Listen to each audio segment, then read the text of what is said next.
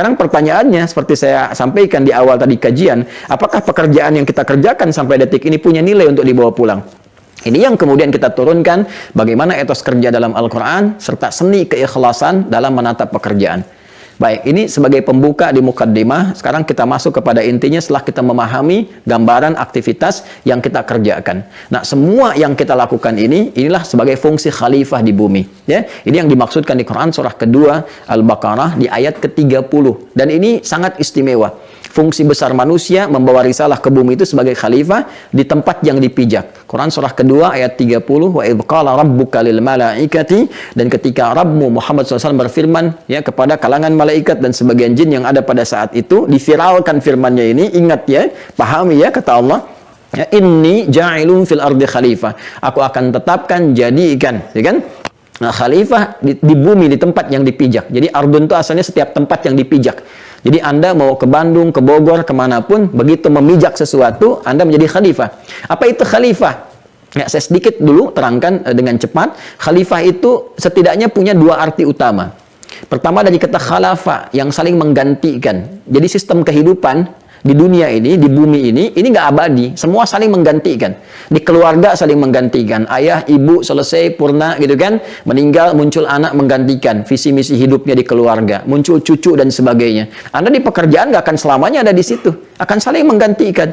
Sekarang direktur keuangannya A, besok B. Sekarang pimpinannya A, besok B. Ya, ada purnanya. Itu sistem kehidupan kita demikian.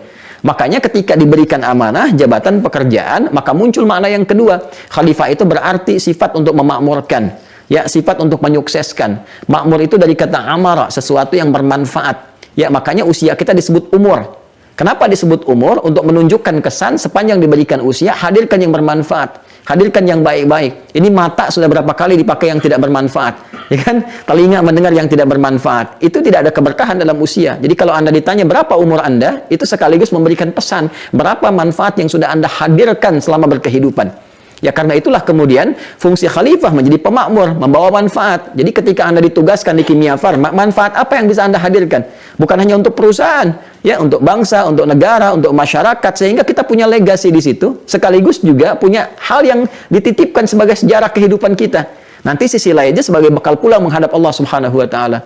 Kemudian punya juga makna kesuksesan, dimanapun bekerja sampai ke titik yang tertinggi. Yang sukses, yang baik, capaian tertinggi. Jangan tanggung, Anda bekerja di mana, capai yang paling tertinggi sesuai dengan background ilmu yang telah kita dapati. Itu risalah keislaman kita. Ya, risalah Al-Quran. Apapun yang kita kemudian diamanahkan oleh Allah untuk kita lakukan, capai dengan capaian tertinggi. Pasang target yang maksimal. Sehingga kita tersupport untuk menampilkan yang terbaik dalam kehidupan. Nah, kaitan dengan etos kerja, semua ini nanti, baik menjadi khalifah, pemakmur, penyukses di setiap tempat yang kita pijak, pekerjaan yang kita lakukan, caranya Allah akan turunkan kepada kita sebagai support untuk mendapatkan hasil yang sangat luar biasa. Keikhlasannya pada bagian yang keduanya. Baik, kita mulai dengan etos dulu. Bagaimana menumbuhkan semangat pekerjaan yang baik untuk menghasilkan hasil yang maksimal baik dunia ataupun akhirat. Baik, teman-teman sekalian, jika diperkenankan saya menyebut dengan teman-teman untuk memudahkan ya. Jadi sesuatu kesuksesan, puncak kesuksesan yang ingin kita dapatkan, ingin kita capai ya, yang belum nampak sekarang ini, itu disebut dengan jannah namanya. Ya, jannah. Nah, ini untuk menambah wawasan ya, karena pada umumnya jannah seringkali dipahami, dimaknai dengan surga saja. Ya, pada asalnya jannah itu kesuksesan yang ingin diraih yang belum tampak. Kenapa surga itu dinamakan dengan jannah? Karena itu puncak kesuksesan tertinggi bagi setiap hamba yang belum tampak sekarang. Ya kan? Nah, dalam Al-Quran pun segala yang ingin kita capai, orang-orang kalau sukses, meraih kebesaran, kehebatan, aset dan sebagainya, termasuk dalam konteks dunia, itu diilustrasikan, dibahasakan oleh Al-Quran telah mendapatkan jannah. Ya, misal kita ingin turunkan ini dalam konteks dunia dulu ya. Nah, jadi kita turunkan konteks dunia, nanti akhirnya konteks akhiratnya. Di sini nanti ada etos, di sini nanti ada ikhlas, gitu kan? Nah, kita ambil contoh misalnya yang teman-teman sering baca di setiap Jumat ya, selain surah Yasin kan ada surah Al-Kahf juga kan. Kalau kita baca surah Al-Kahf surah ke-18 ayat 32 itu sampai 34 kan ada dialog tentang dua orang laki-laki kan.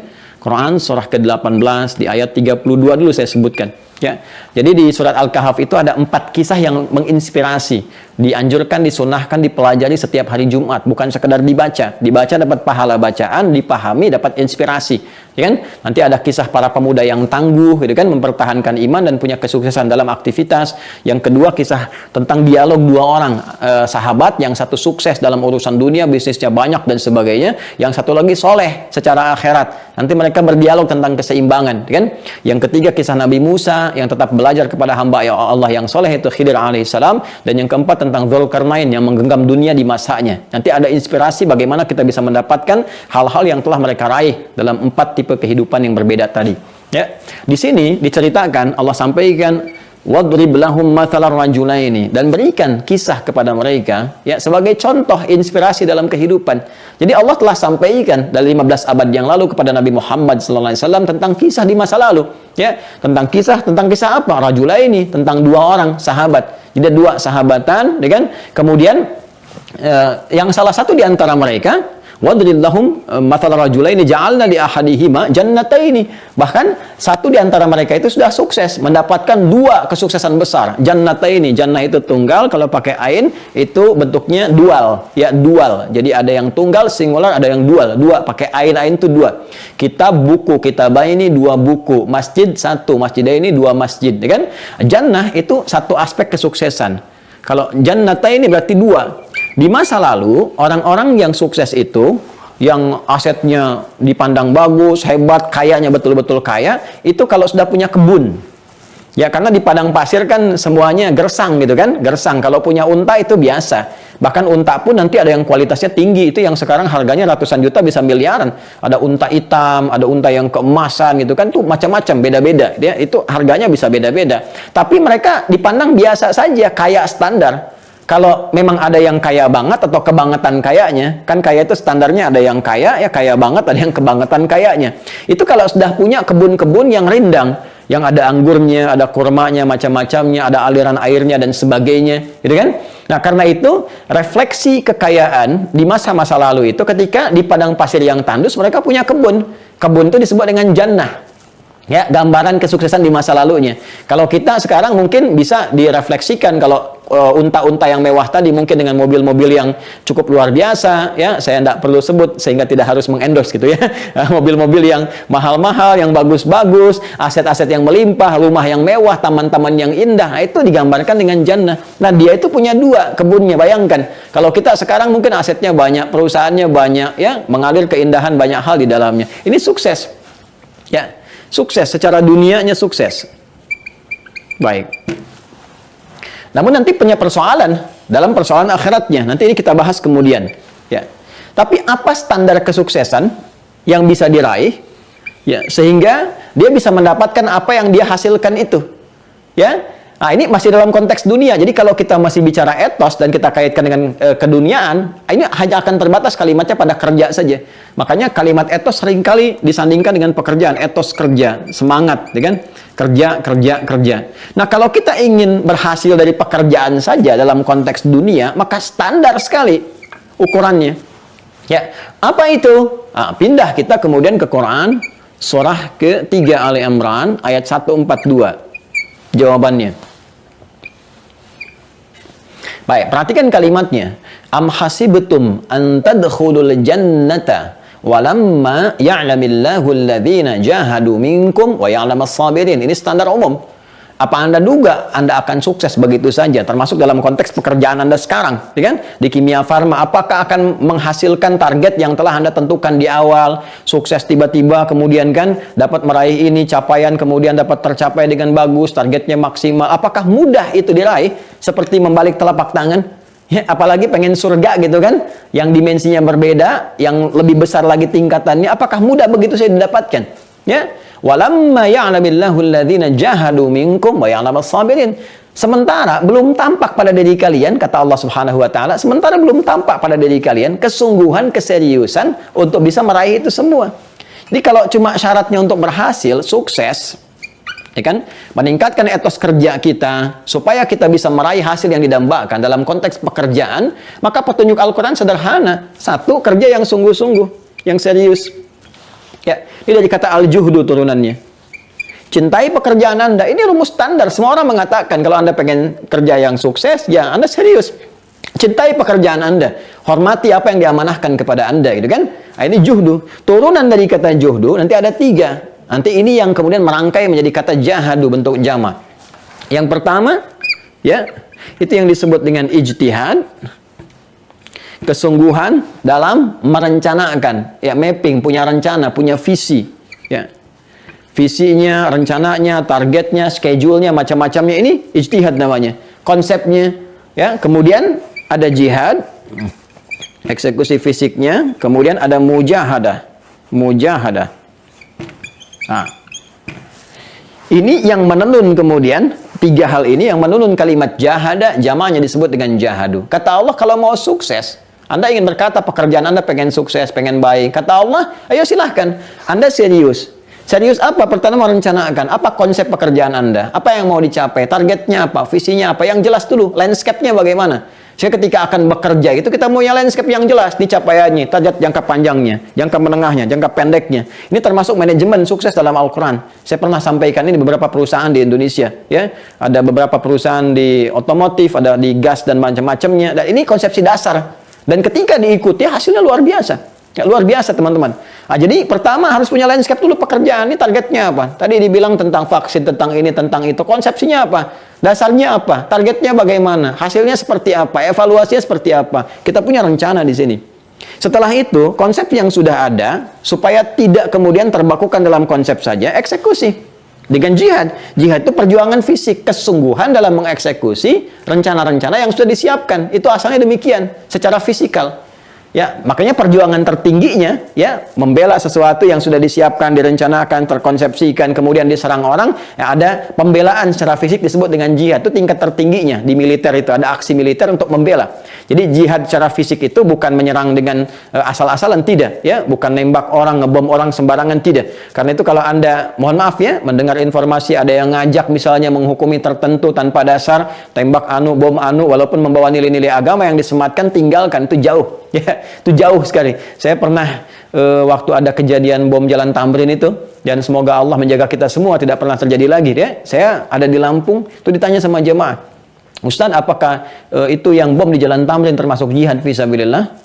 Saya bilang, Mas, sependek pengetahuan saya, jihad fisabilillah itu jihad di jalan Allah, bukan di Jalan Tamrin. Ya, jadi ada konsepsinya, ya, ada ukuran-ukurannya gitu, ada kaidah-kaidahnya. Jadi jihad itu asalnya dia maknanya punya makna umum, nanti spesifiknya terkait dengan pembelaan-pembelaan izzah. Ya, yang dimotivasi oleh spirit agama, nanti bonusnya itu terkait dengan aspek kehidupan kita, seperti kemerdekaan yang pernah kita dapatkan. Saya bahas kemarin tentang korelasi makna jihad, perjuangan dengan melahirkan kemerdekaan, sampai diapresiasi di preambul Undang-Undang Dasar 1945 atas berkat rahmat Allah yang Maha Kuasa, gitu kan? Jadi kita pengen, dan dengan didorongkan oleh keinginan luhur, pengen kita merdeka, keinginan luhur. Ya, beratus-ratus tahun, sudah masanya lama, tapi rahmat dan berkat Allah belum turun. Begitu kita berjuang dengan sungguh-sungguh, turunlah itu. Nah, dalam konteks umum kepekerjaan, perjuangan fisik untuk mengeksekusi ide kita, itu disebut jihad juga. Karena itu kalau Anda niatkan sebagai ibadah, itu dinilai sebagai jihad. Jihad yang standar nantinya, ada pahalanya, begitu keluar. Nah, ini perjuangan fisiknya. Di sini diterapkan job desk-nya apa, kemudian eksekusinya bagaimana, dan sebagainya. Terus jangan dikira ini mudah. Ya, kadang-kadang ada tantangan yang muncul dalam jiwa kita juga. Ya, perjuangan untuk mengatasi sikap emosional kita. Mungkin ada beda pendapat, kadang-kadang malas, kadang-kadang gelisah, gitu kan? Kadang-kadang nggak stabil perasaan diri kita, ada pesimis, gitu kan? Melihat nih kayaknya prospeknya nggak bagus, terjadi kegelisahan dan sebagainya. Nah, ini perjuangan mengelola diri kita, emosi kita, disebut dengan mujahadah namanya. Ya, ini aspek emosinya, perjuangan mengelola emosi kita, perasaan kita, jiwa kita. Ini kalau kita bisa kelola ini semua, ya, emosinya bagus, saling mengikat dengan baik, nggak ada nanti kecemburuan antara staf satu dengan yang lainnya, ada bagian divisi tertentu yang memberikan ketenangan kepada jiwa, pekerjaan ditata, evaluasinya bagus, ada R&D-nya, research and development-nya, kemudian ada evaluasinya, semua bergerak bersamaan, sungguh-sungguh, tinggal satu poin lagi, sabar. Ya, Anda kerjakan dengan baik, prosesnya dijalani dengan maksimal, ditunggu, sabar, telah berikhtiar, muncul wa ya'lamus sabirin, ditutup dengan sabar. Dan semua konsepsi ini dikerjakan oleh siapapun, mau yang beriman, yang tidak beriman, ini serius dikerjakan sukses. Ya, betapa Thomas Alva Edison, berapa banyak percobaan, kemudian dia bersabar dengan itu, ya kan? Dan dia menghasilkan sesuatu yang sekarang kita bisa rasakan. Kalau kita mau mengambil non-muslim sebagai contoh, ya, kalau yang muslim banyak sekali, bahkan jadi inspirasi ke barat. Bagaimana Avicenna itu sabar dari mulai menghafal Quran, dari mulai belajar otodidak, kemudian sampai ke belajar di kedokteran, sampai sekarang menginspirasi. Ya, Averroes dengan pemikirannya, beliau seorang dokter bedah. Ibnu Rusdi itu dokter bedah itu.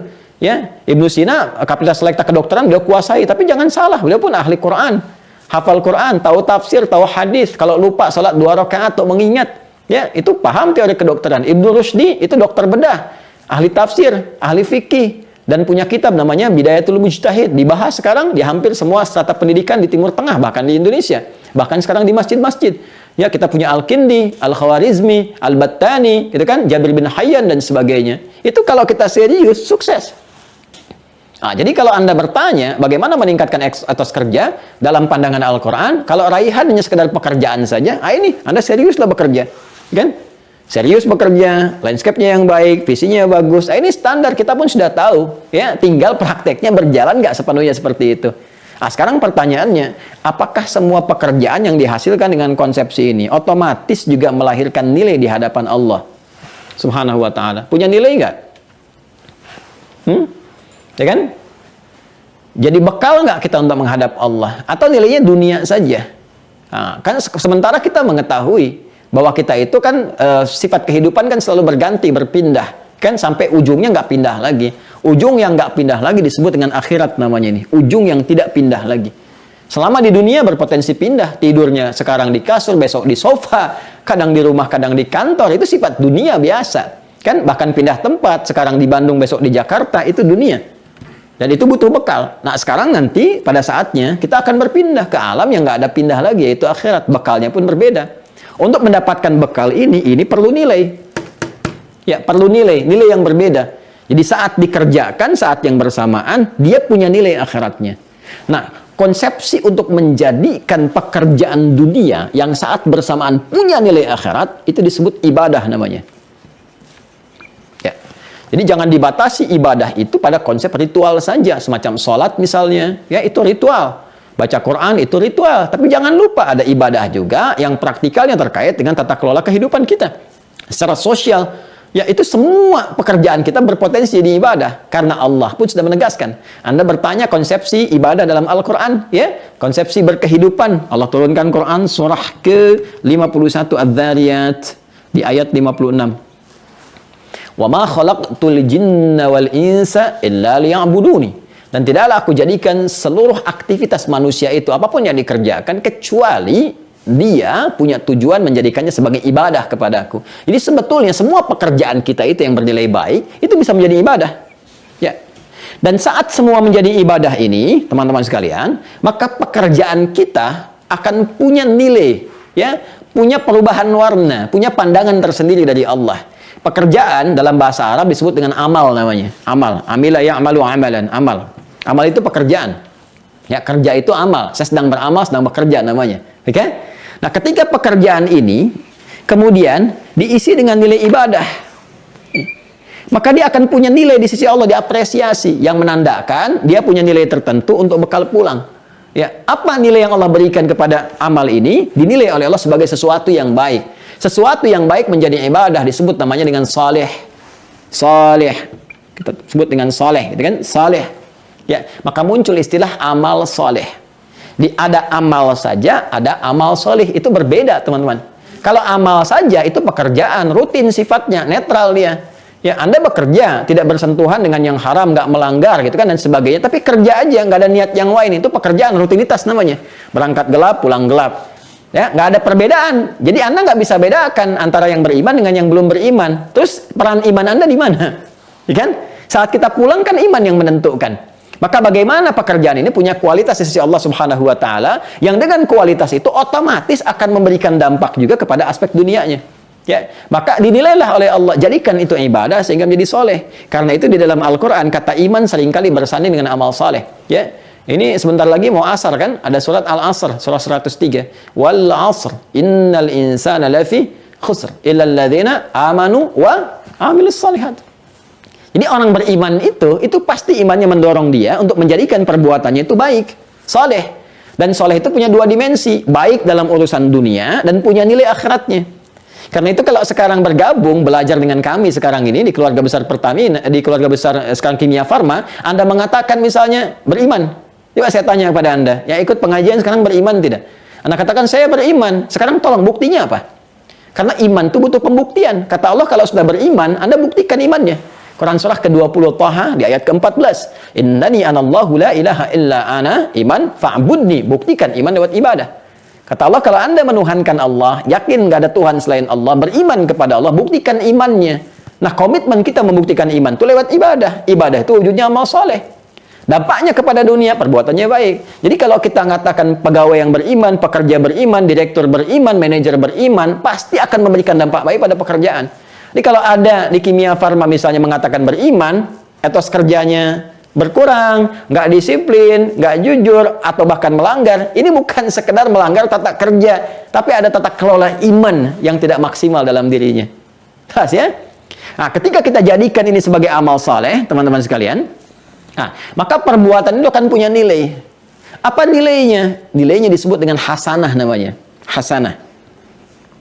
Nah, dan ini ada konsepsinya. Jadi kalaupun Anda namanya Ibu Hasanah, Pak Hasan, tapi tidak mengerjakan konsepsi ini, tetap nggak punya nilai. Ya. Jadi ketika dikerjakan untuk menjadi amal soleh, jadi baik, semua potensi ya, dari bangun tidur sampai tidur lagi, itu berpotensi, punya nilai di hadapan Allah, ada poinnya. Ketika kita kerjakan, maka dia menjadi hasanah. Ya, dinilai oleh Allah, nih ada poinnya. Poinnya bagaimana? Ini pelajaran agama ya, di spiritual. Dilihatnya nanti saat pulang kepada Allah menjadi bekal. Ya kalau sekarang kita yakini, kita imani, kita kerjakan, kan nggak rugi juga kita niatkan demikian. Nanti begitu selesai, kita akan lihat bekalnya saat pulang menuju Allah. Karena itulah kita diminta urusan akhirat yakin. Al-Baqarah ayat 4, wabil akhirati hum yuqinun.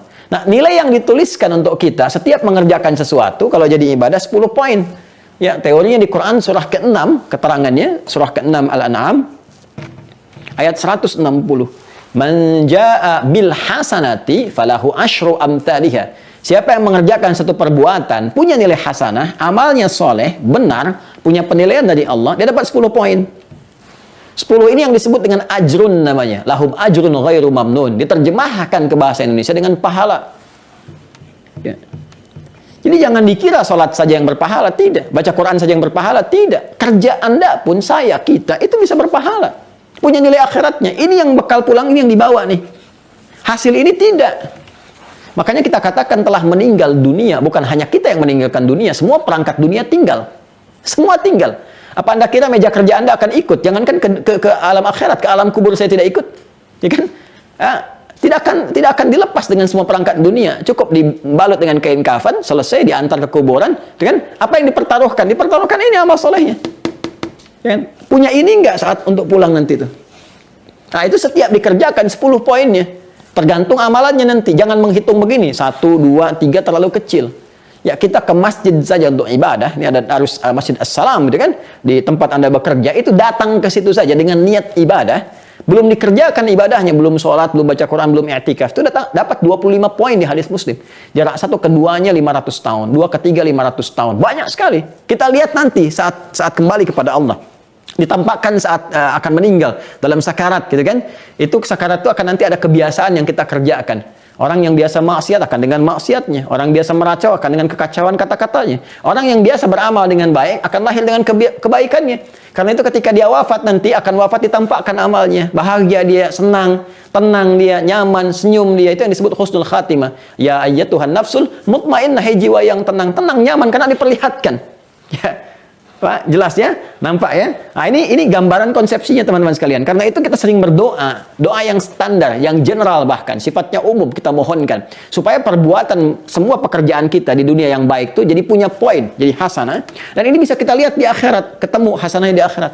Kita berdoa dan doanya diajarkan di Quran surah kedua Al-Baqarah, ayat 201. Ya, di paling kanan sebelah bawah di mushaf standar. Wa minhum, dan di antara manusia itu may yaqulu, ada yang seringkali bermohon berdoa kepada Allah untuk dibimbing. Dia mengatakan Rabbana atina fid dunya hasanah wa fil akhirati hasanah wa qina adzabannar. Ya Allah, mohon bimbing kami untuk berikan kepada kami bimbingan untuk menjadikan semua pekerjaan dunia kami punya poin akhirat. Dan di akhirat itu hasanah itu akan tampak lagi ya Allah, ya kan? Dan di situ kami mendapatkan rahmat menjauhkan kami dari ancaman-ancaman neraka-Mu. Itu gambarannya. Sekarang pertanyaannya, bagaimana satu pekerjaan itu amal menjadi soleh, menjadi ibadah, punya nilai hasanah, dapat pahala, pulang menghadap Allah. Anda bekerja, pahala dapat, meninggal pulang punya bekal. Kan? Maka diteruskan ayatnya. Kalau tadi di Quran surah 51 ayat 56 Allah menyampaikan ini, "Wa ma khalaqtul jinna wal insa illa liya'budun." Tidaklah aku jadikan jin dan manusia, biarkan jin dengan alamnya, kita bicara alam kemanusiaan, ya. Kalau kita bawa spiritnya ke manusia saja, gitu kan? Tidaklah aku ciptakan manusia itu kecuali untuk menata kelola kehidupannya jadi ibadah, supaya punya 2 poin sekaligus. Nah, bagaimana cara ibadah yang benar itu? Maka dijawab di Quran surah ke-98 Al-Bayyinah di ayat ke-5. Ya, dijawab, wa ma umiru, dan tidaklah mereka diperintahkan dalam beraktivitas itu illa liya'budullaha, kecuali untuk menjadikan semua kegiatan itu sebagai ibadah karena Allah, diniatkan karena Allah. Satu, niat lillah. Niat karena Allah. Ini. Yang kedua, mukhlishina lahuddin. Mukhlis itu orangnya, orang yang ikhlas. Jadi frame-nya itu rumusnya IA, kan? IA, kalau ada IA itu frame-nya, keadaannya. Orangnya itu rumusnya MUI, MUI. Jadi kalau Anda temukan IA, pasti orangnya UI. Ya. IA ikhlas, orangnya mukhlis. Ihsan, orangnya muhsin. Iman, orangnya mukmin. Islam, orangnya muslim. Gampang ya? Gampang ya, bahasa Arab gampang kan? Nah, jadi ikhlas, ya, itu frame-nya, gambarannya, spirit keadaannya. Orang yang mukhlis, kata Allah, nggak diperintahkan kita kecuali untuk menjadikan tata kelola kehidupan ibadah kita itu sebagai ibadah. Ya, pertama niatkan karena Allah, kedua tunaikan dengan ikhlas. Ya, ini dikuatkan di hadis Nabi riwayat Al-Bukhari, kitab Bad'ul Wahyi, nomor hadis yang pertama. Ya, dari Umar bin Khattab radhiyallahu taala anhu, beliau menyampaikan qala Rasulullah sallallahu alaihi wasallam bersabda, perhatikan kalimatnya, innamal a'malu, sungguh semua jenis perbuatan itu. A'mal jamak dari kata amal. Ya, amal jamaknya a'mal. Nah, dia. Innamal a'malu, innama adatul hasri, huruf pembatas yang menjadikan informasi terbatas pada hal tertentu saja. Oke? Baik, innamal a'malu, sungguh semua pekerjaan itu yang kita tunaikan yang baik-baik, ya, terbatas bin niat kepada niatnya. Jadi semua pekerjaan kita itu akan menjadi apa dinilai oleh Allah bergantung pada niat kita. Ya. Walikul imri'im ma nawa, innamal a'malu bin niat. Ya, sungguh semua amal pekerjaan bergantung kepada niatnya. Ya, dan dari semua yang kita kerjakan itu akan dihisab berdasarkan niatnya masing-masing. Maka, rumus pertama untuk menjadikan pekerjaan itu menjadi ibadah, apapun itu selama dia baik, maka niatkan untuk Allah. Bekerja lillah. Ya, bukan hanya mencari dunia. Jadi kalau cuma sekedar cari dunia, jangankan kita yang beriman, yang belum beriman pun itu bisa melakukan itu. Mesti ada bedanya. Ya betul, nanti feedbacknya dunianya dapat. Ya, karena nanti meniatkan karena Allah berarti menjaga hukum-hukum Allah. Ya, nggak sembarangan akan kelihatan. Saya bekerja niat karena Allah, bukan cuma mencari pekerjaan, dapat gaji, dapat posisi. Kalau itu hanya sekedar dunia, itu standar baru yang pertama. Yang lain juga bisa. Tapi kita merubah cara kerja kita di divisi manapun Anda bekerja. Niatkan karena Allah. Begitu diniatkan karena Allah, maka semua yang dikerjakan dapat poin tadi. Dan hukum berlaku. Apa yang berlaku dalam hukum itu, Anda akan tampakkan niat itu lewat perilaku. Maka ketika Anda lakukan pekerjaan itu karena niat karena Allah, Allah katakan, kamu ya, adil dalam pekerjaan, jujur dalam bekerja, jangan korupsi, jangan menipu, kan? Jangan berbuat curang. Ayatnya ada semua. Bahkan nanti ada surah Al-Mutaffifin, kan? Untuk yang perbuatan curang dilarang. Ada ayat jangan korupsi di Al-Maidah itu, as-sariqu was-sariqatu faqta'u aydiyahuma jazaa'an bima kasaba. Kan? Kalau korupsi, kalau engkau mencuri, aduh lebih baik potong tangan aja deh kata Allah. Kan? Ini sindiran yang tajam sekali karena tangan diciptakan bukan untuk berbuat buruk kata Allah. Kan? Jadi kalau orang benar-benar niat ibadah, nggak akan tergerak untuk nyogok, nggak akan tergerak untuk korupsi, ngambil yang tidak berhak dan sebagainya. Bekerja, etos kerjanya naik tinggi. Jadi dengan ikhlas, dengan kita berniat benar karena Allah itu feedbacknya kepada aspek dunia itu akan tinggi. Silahkan Anda lacak dalam sejarah, dan ini pelajaran terbaik kita. Semua orang-orang Islam yang beraktivitas, kan, dengan semua niat pekerjaan lillah, sukses. Mau jadi apapun, birokrat, diplomat, pengusaha, pedagang, macam-macam. Yang Uthman bin Affan sukses, Abu Bakar As-Siddiq sukses, Abdurrahman bin Auf sukses. Itu kalangan-kalangan para niagawan, itu kan? Ya, para hartawan yang sangat luar biasa. Dan itu dahsyat. Hartanya datang terus, sukses bisnisnya dan sebagainya. Ya, kapan mereka bisa sukses? Ketika meniatkan pekerjaannya karena Allah. Itu omsetnya 2 kali lipat, bahkan berlipat-lipat dari ketika mereka sebelum beriman. Apapun itu. Pengetahuan ada, yang di militer ada, ya macam-macam, semuanya sukses, bahkan membangun peradaban. Ya, Spanyol, Andalusia ketika sukses 7 abad jadi peradaban, mercusuar dunia, terutama ke Eropa pada masa itu. Ya, apa yang menjadikan itu sukses? Kan awalnya dunia juga ada, dibangun ada, arsitek banyak, tapi ketika nilai iman masuk, diniatkan karena Allah, berubah. Sesuatu yang dahsyat dan makmur. Ya, karena hukum dijaga. Itu nikmat pekerjaan demikian. Kalau nggak percaya silahkan praktekkan sesama muslim di Kimia Farma, teman-teman. Jaga, gitu kan? Niatkan sebagai ibadah. Jaga hukum-hukum Allah dengan benar yang standar dalam kehidupan. Ya, saling bersabar, mengingatkan kepada kebaikan, saling motivasi, saling support, saling membantu. Di Al-Maidah itu kan, ya, jelas konsepsinya. Wa ta'awanu 'alal birri wat taqwa, saling membantu pada kebaikan. Mungkin divisi ini butuh bantuan kita tolong dengan niat ibadah, saling mensupport. Kuat. Ya. Kemudian kita jaga supaya ini tidak luntur. Tepikan segala hal yang bisa mengotorinya.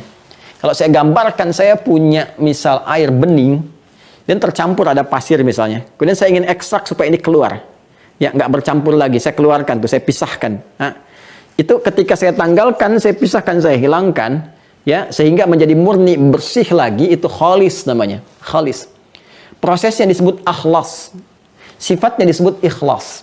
Jadi ikhlas itu asalnya membersihkan, menghilangkan segala campuran-campuran yang bisa memberikan warna, memengaruhi atau merubah pada sesuatu yang bening, yang murni sebelumnya. Jadi kalau kita bicara ikhlas dalam meningkatkan etos kerja, bekerja karena Allah Subhanahu wa taala, maka ikhlas dalam menjaga niat kita. Ikhlas dalam menjadikan pekerjaan sebagai ibadah. Jadi ketika Anda diberikan amanah misalnya di Kimia Farma atau dalam tugas manapun, ya, saya mau meningkatkan etos kerja, ikhlas, maka mulai tunaikan dengan semangat, tatibnya apa, capaiannya apa, niatkan sebagai ibadah, hukum Allah dijaga, ada hukum yang terkait dengan sosial di pekerjaan kita, gitu kan? Maka ini nggak boleh, jangan lakukan. Ya, jangan khawatir teman-teman sekalian, rizki itu udah diatur. Rizki yang belum diatur, rizki sudah diatur. Yang belum jelas itu keberkahan dan muara hidup kita. Anda mau mengerjakan dengan cara apapun, dapatnya nggak akan mengurangi kuantitas yang sudah Allah tetapkan. Cuman kualitasnya yang berbeda. Ya, jadi kalau kita kerjakan dengan jujur pun, Allah telah atur rezeki itu tetap. Semua manusia dapat bagiannya sempurna sampai kita meninggal. Ada yang 1 miliar, 100 miliar, 1 triliun. Kelihatan di awal banyak dapat itu sama aja, nggak akan melebihi kuota yang telah Allah tetapkan. Cuma keberkahannya akan beda. Ya, jadi disitulah kemudian Allah berikan keberkahan. Kalau keberkahan itu datang sudah tenang, nyaman, tata kelola hidup pun menjadi tentram luar biasa. Jadi ini gambaran singkat bagaimana meningkatkan etos kerja kita di divisi manapun, jenis pekerjaan apapun yang kita lakukan, dan kemudian bagaimana pekerjaan itu punya nilai di sisi Allah dengan keikhlasan yang kita tanamkan berdasar niat yang kita lakukan, menjadikan pekerjaan sebagai ibadah karena Allah Subhanahu wa taala. Ini mungkin terlihat biasa. Apalagi bagi Anda yang siang itu kan nggak mudah ya untuk bisa belajar. Jadi saya mengapresiasi nih, nggak mudah untuk bisa belajar, menyimak, itu nggak mudah, tantangannya banyak. Apalagi dalam dunia pekerjaan. Tapi selalu berpikir satu hal, bahwa sesibuk apapun kita pasti akan pulang. Makanya di ibadah kita ada sholat isya, ya isya. Itu kan kalau kita urut subuh, orang Arab, kemarin saya bahas di Jakarta ya, offline saya datang itu ada silaturahim, saya diminta kultum. Saya sampaikan, semua itu punya makna di Islam, termasuk waktu sholat. Ya, kenapa subuh disebutnya dari kata asbah? Asbah itu sesuatu yang punya rencana, yang jelas. Kalau orang Arab tanya, kaifa asbaht? Bagaimana kabarmu pagi ini? Asbahtu bi khair. Saya baik dan sudah siap dengan rencana. Jam 7 saya ngapain, jam 8 begini, jam 10 begini, dan sebagainya. Ya, kenapa sholat pertama disebut dengan sholat subuh? Memberikan kesan bahwa setiap orang Islam yang bangun itu, pertama harus punya rencana yang jelas untuk dilakukan di hari itu. Jangan sampai Anda ditanya, nanti jam 2 kemana ya? Oh, saya belum tahu ya. Tidak, orang Islam itu sudah punya tata kelola yang jelas. Ya, punya tata aktivitas yang terukur. Kemudian fajar, ada hubungan pancaran iman dalam dirinya. Pancaran kebaikan disebut fajar, pancaran keburukan disebut fujur namanya. Makanya ketika azan dikumandangkan subuh, dipanggil kita, ada getaran di jiwa kita, fajar. Kenapa kemudian kita datang kepada Allah dulu? Kita punya rencana yang kita siapkan. Kan kita nggak tahu Allah ridho atau tidak. Ya, lancar atau tidak. Makanya kita bawa dalam sholat, mohon kepada Allah. Minta kemudahan, minta bimbingan, minta kelancaran. Dalam sujud kita minta. Karena itu bahkan berdiri pun kalau benar hadis qudsi yang mengatakan wa idza qala al-'abdu iyyaka na'budu wa iyyaka nasta'in, kalau hamba berkata iyyaka na'budu wa iyyaka nasta'in dalam salat, sekarang kami salat ya Allah, kami menyembahmu dan kami ini punya rencana, punya masalah begini, mohon ya Allah solusi. Kata Allah dijawab di hadis qudsi, hadza baini wa baina 'abdi wa li 'abdi masal. Ini komitmen perjanjian antara aku dengan hambaku. Kalau hambaku benar salatnya memohonnya, aku berikan apa yang dia minta. Jadi hikmah ya dari sholat subuh kita datang itu, kita membawa rencana kita supaya Allah berikan persetujuan. Kemudian sampai siang datang, sudah terang ya, siang itu bahasa Arabnya nahar. Tapi sampai siang itu pekerjaan Anda punya nilai enggak? Berhasil enggak? Capaian dunianya ada, capaian akhiratnya bagaimana? Makanya disebut dengan zuhur. Zuhur itu sesuatu yang terang, nyata, ada idhar di ilmu tajwid. Ya, makanya diminta kita datang lewat sholat lagi untuk menyampaikan. Sampai siang ini ya Allah aku telah lakukan apa yang kau perintahkan. Mohon berikan kelancaran seperti apa yang kau janjikan. Dievaluasi punya nilai enggak? Sampai sore. Sore itu bahasa Arabnya masa. Ya, tapi jangan-jangan sampai sore pun ada waktu yang belum tergunakan dengan baik jadi ibadah. Saya mau tanya ya, mohon maaf ya. Dari tadi bangun saja sampai sekarang jam 2 kurang seperempat, berapa yang jadi ibadah? Tuh. Jadi kalau saya berikan gambaran kepada Anda diberikan modal nih ya oleh Kimia Farma misalnya. Modalnya 24 juta. Anda diminta untuk mengelola, kita ambil yang kecil dulu ya, 24 juta, Anda diminta mengelola. Anda balik ke perusahaan cuma bawa 20 juta. Rugi kan, 4 juta? Ya? Maka pimpinan akan menilai ada yang kurang nih. Sekarang Allah yang menciptakan kita semua, kasih kita 24 jam momentum untuk diisi beraktivitas. Aktivitas ini mesti punya nilai sebagai bekal pulang saat kita meninggal pulang kepada Allah. Nah, momentum yang diberikan untuk diisi beraktivitas itu asar namanya. Makanya muncul surah Al-Asr untuk memberikan kesan kepada kita, jangan sampai rugi ketika engkau mengisi waktu itu dengan aktivitas yang tidak benar. Jadi rugi nantinya. Nama manusia yang ditunjuk untuk mewakili aktivitasnya disebut insan namanya. Disebutkan 65 kali dalam Al-Quran. Maka perhatikan surah 103 Al-Asr. Wal-Asr. Kata Allah, demi waktu, momentum yang aku berikan pada manusia untuk mengisi dengan beraktivitas. Innal insana lafi khusr. Sungguh manusia yang beraktivitas dari bangun tidur sampai tidur itu berpotensi rugi. Karena aku berikan modal 24 jam dalam sehari sampai datang ajal. Tapi dia tidak gunakan itu untuk menata aktivitas sehingga punya poin pulang. Kan? Makanya Allah katakan illa kecuali illalladzina amanu wa amilus shalihat. Tuh muncul lagi. Kecuali orang yang mengisi itu dengan iman, pancaran iman itu mendorong dia berbuat baik, jadi ibadah, jadi amal saleh. Nah sekarang pekerjaan Anda, saya, kita, sampai hari ini, siang ini, jelas kan jadi ibadah? Kalau nggak diingatkan asar, jangan sampai rugi. Kenapa? Karena sesibuk apapun, pasti ada masa purnanya, maghrib. Maghrib itu matahari pun tenggelam. Maka pekerjaan kita pun akan tuntas. Ya, pada puncaknya isya. Ada asya, ada isya. Sekarang masih asya, mencari ma'isyah. Asya itu masih bergerak, aktivitas kerja. Tuh saya lihat, Masya Allah ada yang pegang dokumen, tanda tangan, ini, itu. Ya, ada yang berhubungan. Itu masih aktif. Nanti ada tiba waktunya isya, harokat pindah dari fathah ke kasrah. Kasrah itu artinya tanggal, hilang, selesai. Anda sesibuk apapun akan tuntas. Saya pun akan selesai. Begitu selesai kita istirahat, terpejam. Dan kita tidak tahu apakah itu pejam terakhir. Atau pejam sementara yang akan membangkitkan kembali untuk memberikan bekal tambahan kita sebelum pulang. Nah, karena itu sesibuk apapun, pasti kita akan pulang. Kita akan kembali. Penting bagi kita dan terima kasih diberikan kesempatan kita untuk mengaji ya dan macam-macam. Saya tidak minta apapun dari teman-teman sekalian. Ya, saya hanya mengingatkan untuk risalah yang dibawa bahwa satu saat kita harus mengisi dengan nilai kebaikan dan manfaatnya ada untuk urusan dunia kita, dunia dan akhirat. Ada keseimbangan di dalamnya. Itu yang dimaksudkan dengan etos kerja dalam Al-Quran, menjaga menjadi ibadah dengan nilai keikhlasan, dan semoga dengan apa yang disampaikan setidaknya memberikan tambahan-tambahan yang berkah-berkah keilmuan yang dengan itu memberikan dorongan kita untuk beramal. Nanti penerimaannya akan beda-beda.